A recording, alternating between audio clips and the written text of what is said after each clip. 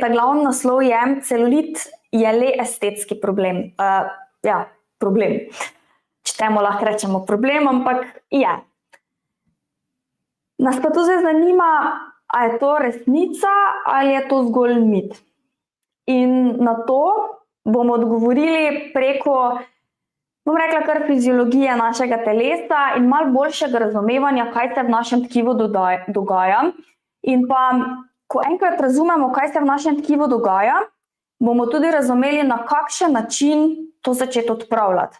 Tako da se bomo v drugem delu tega poglavja lotili med drugim tudi, kakšne stopnje celulita poznamo, kakor tudi stvari oziroma metode, s katerimi si pomagamo pri mehanični, bom rekla, odstranitvi tega celulita, pa koliko pogosto, pa kakšni so učinki, pa kdaj so učinki. V glavnem, danes nas čaka ena kar ogromna tematika in kot sem že omenila, začeli bomo s čisto osnovo.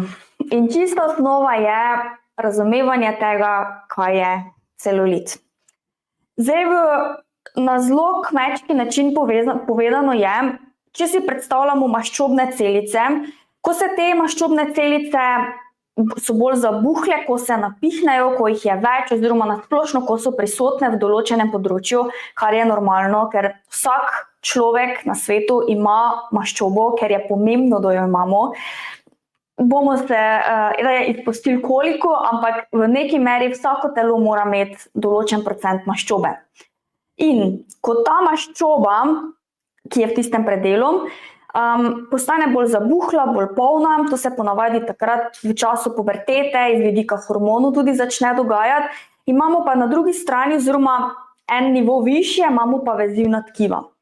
In skozi leta, ko se naša regeneracija počasnjuje, ko imamo več stresa, se premalo hidriramo, premalo spimo, slabe prehranjevalne navade, sedentarni način življenja, premalo gibanja. V glavnem, od vseh teh nekih različnih dejavnikov, ki so izkupiček vsega tega, pa to vezivno tkivo, prekrvavitev, v glavnem, postane tako bolj togo.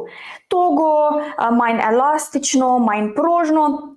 In zaradi te poravnave vseh teh vezivnih tkiv, te maščobne celice v bistvu so kot eni buhteljčki oziroma puhnejo ven. In če se dejansko te maščobne celice napihnejo navzven in zaradi naših neelastičnih, oziroma manj funkcionalnih vezivnih tkiv, se temu primerno tudi celulit oziroma maščobno tkivo toliko bolj vidi. In zaradi tega pride do te mrežne pečenke oziroma tega videza samega celulita. Zdaj, jaz sem vam zelo lepo po korakih napisala, zato da bo tudi lažje slediti temu razumevanju, kaj sem glih kar povedala. Torej, če se ne motim, sem v 4 korakih vse skupaj napisala. Tako je, če gremo po 4 korakih. Prva stvar, do katere pride, torej rekli smo v času pubertete, ko se hormoni začenjajo spreminjati, ko začnemo biti malo bolj tečni, mladostniki, pubertetniki, ko se upiramo staršem, ko raziskujemo svet, ko je vse novo, ko nas začnejo zanimati, ne bom rekla fantje, tudi dekleta, pač v glavnem drugi ljudje, se bom izrazila. V glavnem pride do povečanja volumna maščobnih celic v samem podkožju. To je torej prvi korak. Zdaj, jaz se spomnim prej iz športa, kakšni so procenti maščobe v našem telesu, od ženske do ženske, to zelo različno. Jaz vem, da v času športa sem še v redu delovala na 14%, kak sem pa procent od 14 šla na 12 ali pa celo 10, pa vam tudi ta trenutek povem, da to so številke, ko več niso zdrave za žensko telo, ker pod 14% za moje telo je to pomenilo, da sem izgubila menstruacijo, da sem pač bila par mesecev brez in to je bil tisti klicaj, ko sem vedela, da pač to je moja meja. In pod to mejo iz vidika dolgotrajnega življenja in zdravega življenja, pač to enostavno za mene ni bilo dobro. Tako da, zdaj nimam pojma, na katerih procentih, verjetno nekaj čez 20, 24, ne vem, tam nekje okoli 20, verjetno procentih. Zdaj, kaj je v redu, kaj ni v redu, nekateri vem, da si računajo indeks telesne mase, tudi ta indeks, bom rekla, da ne kaže realnih številk, ker ne loči dejansko med maščobnim tkivom pa mišičnim tkivom, ampak računa se v bistvu samo višina pa telesna teža, pač se množi na podlagi let in vsega, ampak to spet ni tista idealna številka, ko pride ven. Spet bom rekla, najbolj je odvisno tega, kako se vi počutite v svojem telesu in da, ja, če imate občutek, da imate kako kilico preveč, če vidite, da vas ovira pri gibanju, pri splošnih stvarih, bolj bom rekla, tudi če že spremenimo tiste osnovne življenjske slabe navade, se tudi tile kilogrami zelo hitro popravijo v tisto neko normalo. Tako da ja, že vsakodnevni sprehodi, ko pravijo 10.000 korakov na dan za zdrav krvožilni sistem, že to izjemno vpliva na konec koncev tudi našo telesno težo.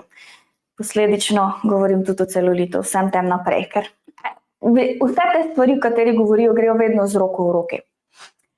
Tako da to je točka 1. Točka 2. Pri drugi stvari v bistvu tudi, tako si lahko preberete, tudi pride v bistvu v osnovi do tega, da se vene, da se pač piše, da se začnejo združevati in zavirati vene pri njihovem delovanju.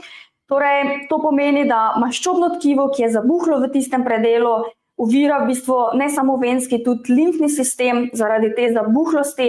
In če to ovira venski sistem, pa limfni sistem, torej pretočnost v tistem tkivu, pomeni, da oskrbovanost tkiv pač manjša. Torej, pride do deloma tudi do dehidracije tkiv, ki so v tistem predelu.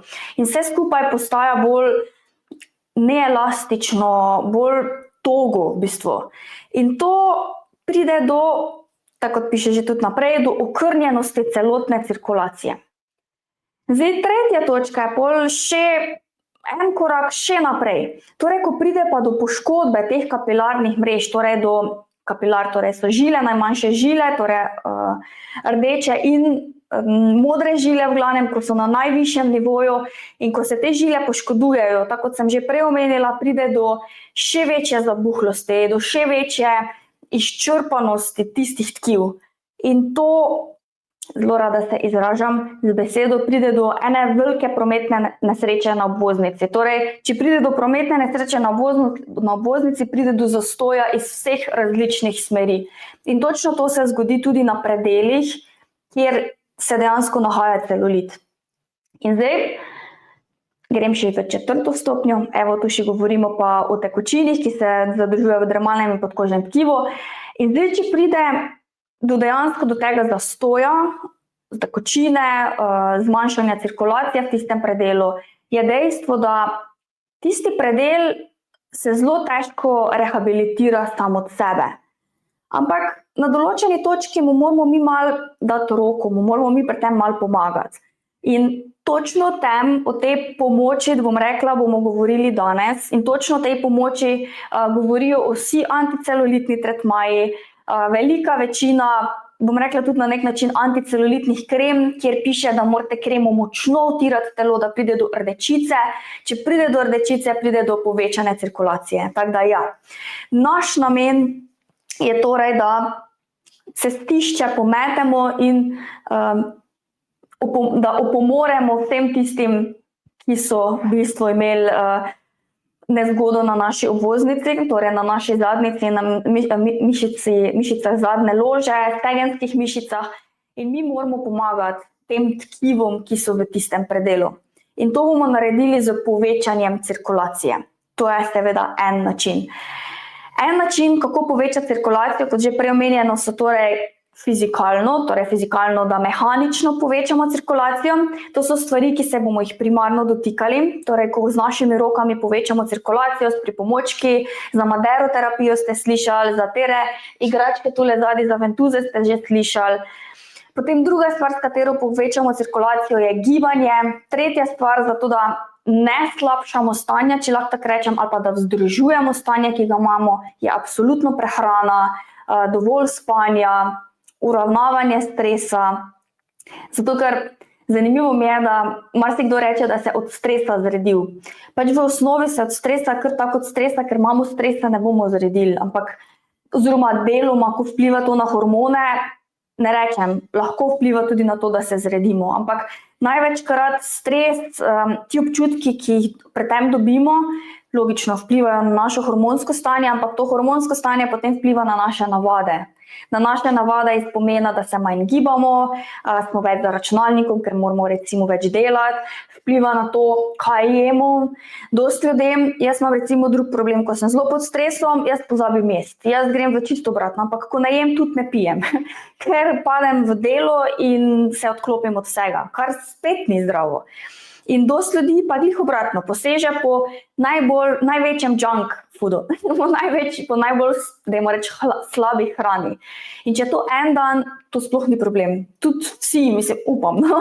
Tiste stvari, ko jih imate radi, upam, da si jih tudi kdaj privoščite. Seveda ne vsak dan, ampak če si kakšne stvari privoščimo, s tem ni nič narobe. Ker če cel čas mučimo sami sebe, se nikoli nič ne privoščimo, to spet na koncu slabo vpliva na našo mentalno stanje. Ker dejansko lahko zaradi tega postanemo na koncu depresivni, ker si nič ne privoščimo in to zgleda, kot da cel čas sebe sam kaznujemo. Tako da tudi to ni pravi način. V bistvu, to govorim je ta trenutek. Moje mnenje in mnenje vseh tistih zaenkrat strokovnjakov, s katerimi sem se pogovarjala, pa intervjujev, ki jih imate tudi na mojem YouTubeu. In v glavnem, vedno iščemo ravnovesje. Ta beseda mi je ful lepa, balance, v angleščini je zelo lepa beseda. Po mojem še bo to enkrat nek moj tatu nastal, ker je res, za vsako stvar v življenju je ta balance, to ravnovesje med vsem, kar delamo, res tista osnova.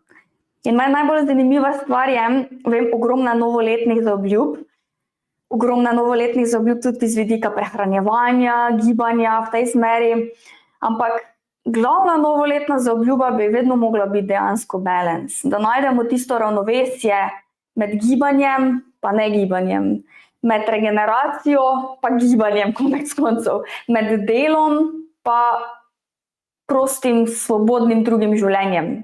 Da dejansko znamo najti tisto harmonijo v bistvu med enim in drugim. Ker ko to najdemo, tudi naše telo deluje bolj v tem ravnovesju.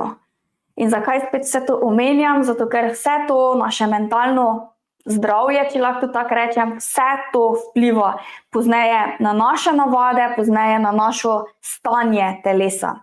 In ta trenutek skozi vso to, čez vse te 4 točke razumevanja, v bistvu kaj je celulit, smo se že dodobra odgovorili tudi na ta glaven današnji mit, bom rekla, to, da je celulit le estetski problem.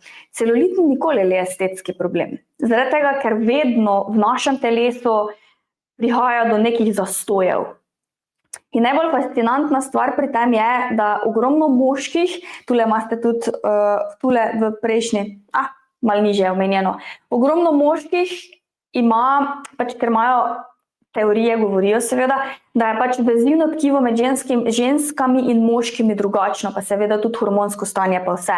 In da zaradi tega moški nimajo celulita. Ampak to še ne pomeni, da je tkivo pri moških bolj zdravo kot pri ženskah. Ne, pri ženskah se samo celulit vidi. Ta zastoj, ki je nastal, ta dehidracija tkiva, slabša kapilarna, torej slabša cirkulacija v tistem predelu, je sam bolj vidna. Pri moških to ni vidno, ampak to še ne pomeni, da nimajo težav v tistem predelu.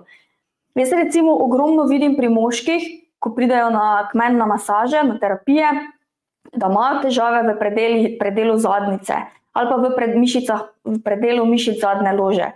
Dostikrat so ta tkiva, enako kot pri ženskah, povsem zlepljena. Povsem stvari so prav strunaste v enem kosu, ko masiram, se čuti pekočo bolečino, ko delam z ventuzami, ventuza komaj drsi. Ker kot vemo, ventuze so primarne v bistvu za razlepljanje fascije, tudi med drugim. In da ne govorim o barvah ventuz, če jih slučajno statično puščam na tistem predelu.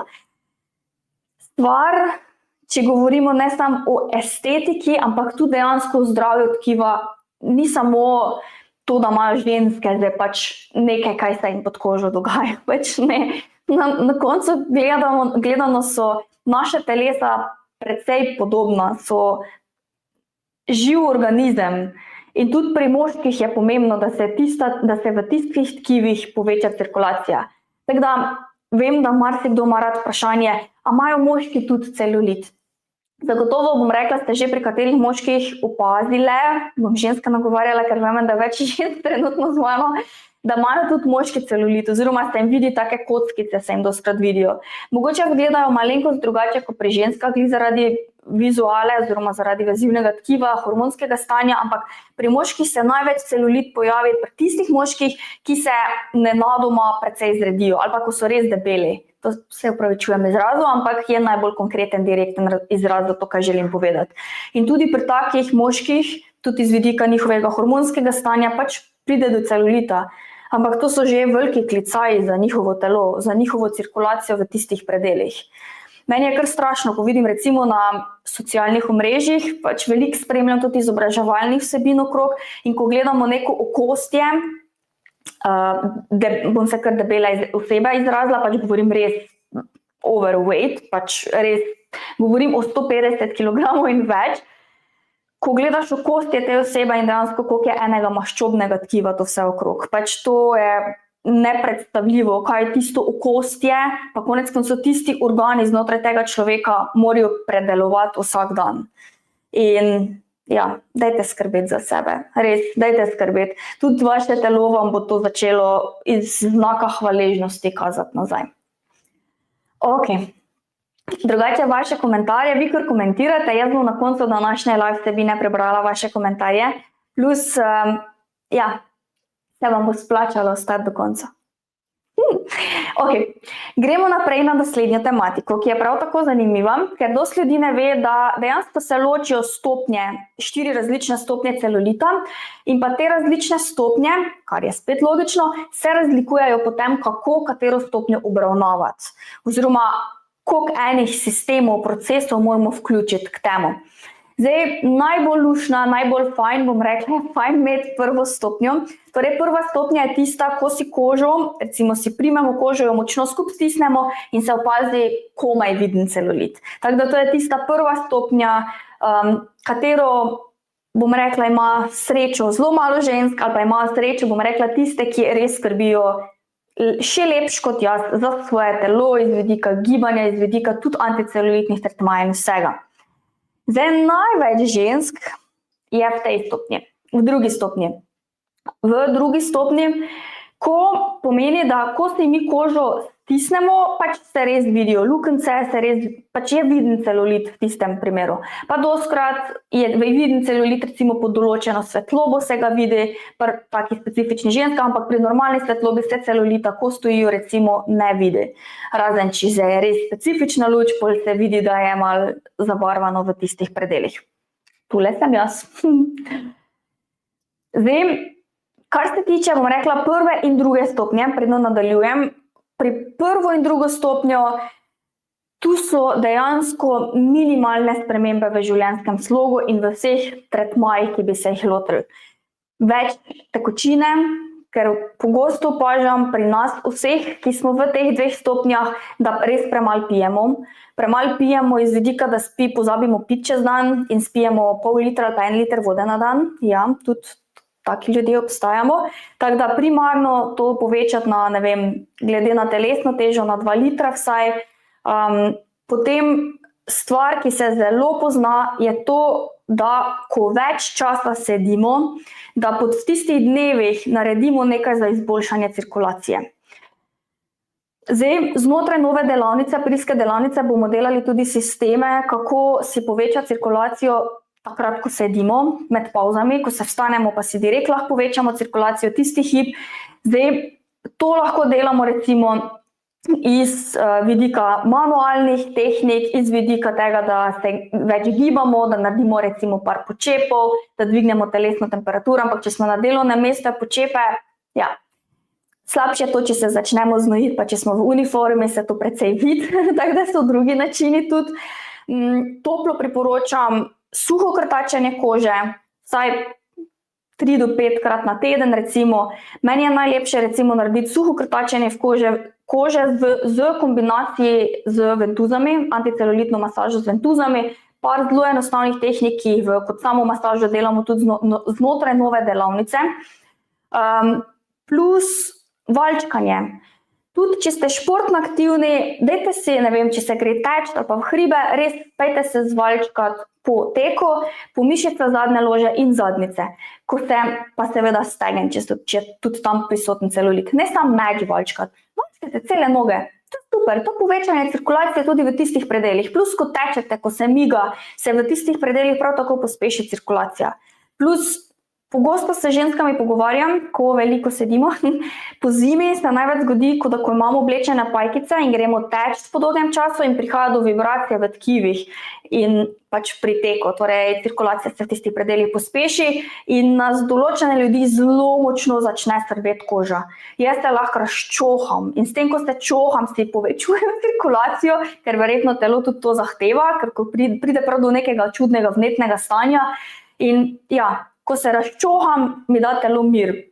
Takoj, ko povečam cirkulacijo, ko pač je koža rdeča, lahko normalno brez problema tečem naprej. In te napade čohanja imam samo po zimi. Nikoli v življenju poleti, takrat dejansko, ko dolg par mesecev nisem tekla, ker je bilo prehladno za moj okus in potem, ko spet prvih par tedni začnem teči. Tako da zdaj vidite, med drugim na tak način jaz tudi vidim, kakšen pomen ima gibanje na naše telo. V bistvu telo mi tisti hip da vedeti, Mateja, res se premalo gibaš. Pač tvoja cirkulacija v stegnih in zadnjici je zelo slaba. In ta trenutek me telo tudi prisili v to, da si to pospeš z mehaničnim dražljajem na koncu. Tako da ja. Ok. Par simpel nasvetov za prvo in drugo stopnjo. Zdaj pa bomo k prvi in drugi stopnji, pri tretji stopnji, bomo k vsemu temu dodali še par stvari zraven. Zdaj, tretja stopnja je pa tista, ko na mestu stojimo, ne samo na specifični svetlobi, ampak na katerikoli svetlobi in je celulit viden. Ne rabimo ga stiskati, ker to ni potrebno, ker ga vizualno vidimo. Tudi v tej skupini je ogromno ljudi, ogromno žensk. Tako da, ko si v tej skupini, pa jaz priporočam ne samo enkrat tedensko ali pa dvakrat tedensko anticelulitno masažo z ventuzami ali pa valjčkanje, tu pa naj bo vsaj 3-krat tedensko to, pa vsaj 5-krat tedensko suho krtačenje kože, pa vsakodnevno spodbujanje cirkulacije, plus več tekočine, v primeru, da še ne uživaš tekočine dovolj. Pa na tej točki bi jaz že malo premislila, kaj se dogaja s prehrano, pa z gibanjem. Ker če si v tretji stopnji, pomeni, da tu morajo biti že kar velika odstopanja iz vidika predvsem gibanja, jaz opažam pri tej skupini žensk. Da imajo toliko obveznosti čez dan, da ne grejo niti na sprehod, kaj šele, da bi naredile trening. Ali pa naredijo trening mogoče enkrat na teden. Ali pa grejo enkrat na teden hribe. To je premalo. Pač mogoče za štartni cilj, ne bom rekla, kupite si psa, da ste hodili več na sprehode zjutraj pa zvečer, zato da vas bo ven iz hiše poslal. Ali pa, če ne drugo, da boste z otroki šli na sprehod vsi skup, ker verjamem, da kot družina vse skup težje kombinirati, ampak vedno se da. Če ne drugo, zagrabite celotno družino, pa pejte vsi skup na sprehod in dokler nimate na uri telefonov kakorkoli 10,000 korakov, tako dolgo ne greste domov. In naj bo to nek cilj, ne bo to nek družinski cilj, nekaj, kaj bo zabavno. Pa tudi, če se gre, ne vem, na igrala, dajte hoditi, če ne druga sem pa tja, zato da se ne stoji na mesto. Ali pa če ne drugo, korakati na mesto.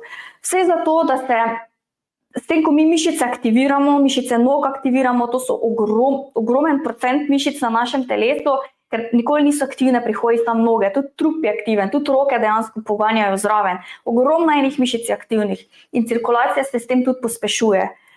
In ja, pri tej skupini ogromnokrat opazim, da se je treba več gibati. Res vam svetujem več gibanja vključiti v vsak dan, pejte v naravo, vi boste vsi bolj mirni, ko bo več sprehodov, več miganja, pa ne rabite začeti takoj z 5 treningi na teden, ker to je dostkrat časovno zelo potratno, bom rekla. Dajte začeti postopoma, ker tudi če s športom začnemo naenkrat, ne vem, novoletne zaobljube, tako sem prej omenila, pač ta šport zaradi utrujenosti, močnega muskelfibra in vsega kar naenkrat zasovražimo, ker je bilo preveč vsega naenkrat. Začeti postopoma, pa začeti mogoče res z 6-7 sprehodi na teden, oziroma vsak dan en sprehod recimo. Pa potem k tem sprehodom ali pa recimo namest, ne vem, ponedeljek namest sprehoda, da se naredi kak 20-minutni trening. Tudi drugače znotraj plana proti celulitu smo naredile trening, malo je bolj obarvan kardio trening, torej da je več skippinga, več tega oziroma korakanja na mesto, to je odvisno od vsake posameznice. Je taki kratek 20-minutni trening, pri katerem se res zadihamo, pa delamo vaje primarno za te mišične skupine, ko rabijo malo lepši, večji tonus pri ženskah, bom rekla. To, kaj je najbolj ciljano pri tej skupini. Tako to je bila 3. stopnja. Zdaj si pa lahko predstavljate, kaj je pa v bistvu tista ta zadnja, glede na to, da je zadnja 4. stopnja. Zdaj pri 4. stopnji pa ne znam, da je celulit viden stoje. Celulit je v takem primeru viden v vseh položajih. Pa ne znam, da je viden tudi močno tipanje, prav take kroglice se čutijo. Te ženske v 4. stopnji, že v 3. stopnji, ampak v 4. je pa še veliko hujš, znajo imeti zelo, ponavadi rečejo, da se počutijo kot slon, čisto tako bom rekla. Zaradi tega, ker ko hodijo, imajo občutek, da ne čutijo lahkotnosti v nogah več, ne čutijo pretočnosti v nogah, noge so težke, nimajo občutka, da so lahko poskočne, če lahko na tak način rečem, in vse to je v bistvu rezultat življenjskega sloga tiste ženske. Tudi če katera izmed vas ne si lagati, bom rekla, to je najslabše, kaj si lahko počnemo, in vem, da to mogoče zdaj jaz rečem, ti imaš srečo, ker imaš dobro genetiko, to ni res. Pri meni doma noben ni bil suh, nikoli. Sam pač vem, kam jih je to, pa tudi konec koncev mojih starih staršev, kam jih je to pripeljalo, bom rekla, pri njih že takrat debelost, in jaz nočem tega v svojem življenju. In ne bo mi noben rekel, da dednost vpliva na to, ker to, na to, koliko kilogramov imam, pa kako prebavljam določena živila, ajde, to vpliva dednost, se strinjam. Pač vse to se kaže v nekem rezultatu ven. Meni je zelo všeč stavek, ko nekdo reče, to, kaj ješ, to si. Se strinjam, ampak spet ni pa čisto do pike natančno to tudi pravilno.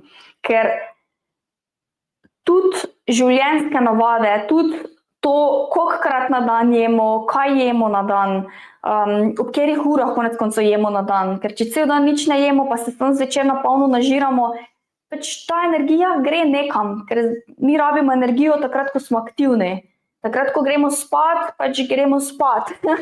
Takrat, ja, za obnovo nek del energije rabimo, ampak pred spanjem se na polno najesti nekih takih stvari, veliko boljše opcije obstajajo. Tudi če imate sladke zobke zvečer pred spanjem, dajte si korenček ulupiti, pa korenček jesti. Je za štart, za začetek veliko boljše. Kot temu, da je to sladkor, ampak veliko boljši sladkor, pa veliko manj ga je kot v neki čokoladi, je to boljša alternativa. Verjetno ne toliko boljša alternativa za vaš okus, ampak za vaše zdravje pa zagotovo. Tako da, ja, v tej 4. stopnji vse, kaj smo do zdaj povedali, plus to, kaj sem ta trenutek nazadnje omenila. V 4. stopnji je res pa potrebno že mogoče najti tudi kakega strokovnjaka za prehrano, zato da gre z vami čez res življenjske navade, da v bistvu tudi začnete tudi vi razumeti, kako katera prehrana, govorim o hidratih, beljakovinah, maščobah, tudi konec koncev vlakninah, kako v bistvu vse to vpliva na vaše telo. Zato, da stvari, ko jih kupite, stvari, ko jih daste v usta, da sploh veste, kaj jeste. Ker včasih, ko vemo, kaj jemo, vsaj pri meni je bilo tako, lažje razumemo, oziroma lažje sprejmemo, lažje spremenimo navade, ki jih imamo, prehranjevalne navade tudi. Tako da v 4. stopnji bi pa jaz največ rekla, so pa krive prehranjevalne navade, pa absolutno vse do zdaj omenjeno, tudi gibanje.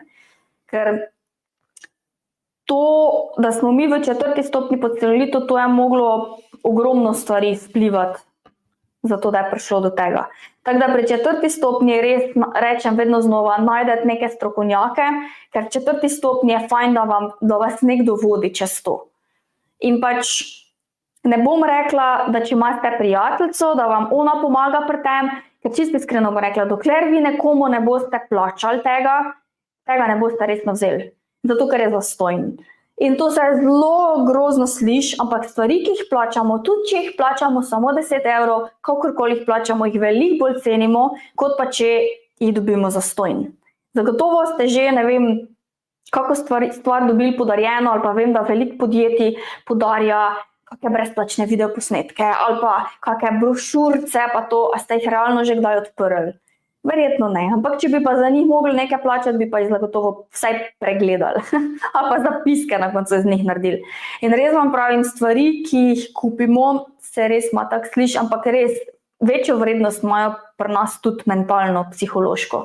Tako da, če si v 4. stopnji, res ti svetujem, poišči pomoč, ker bo veliko lažje in tudi veliko hitreje šlo naprej, zato da ne odkrivaš tople vode tam, kjer je že v bistvu odkrita. Gremo naprej.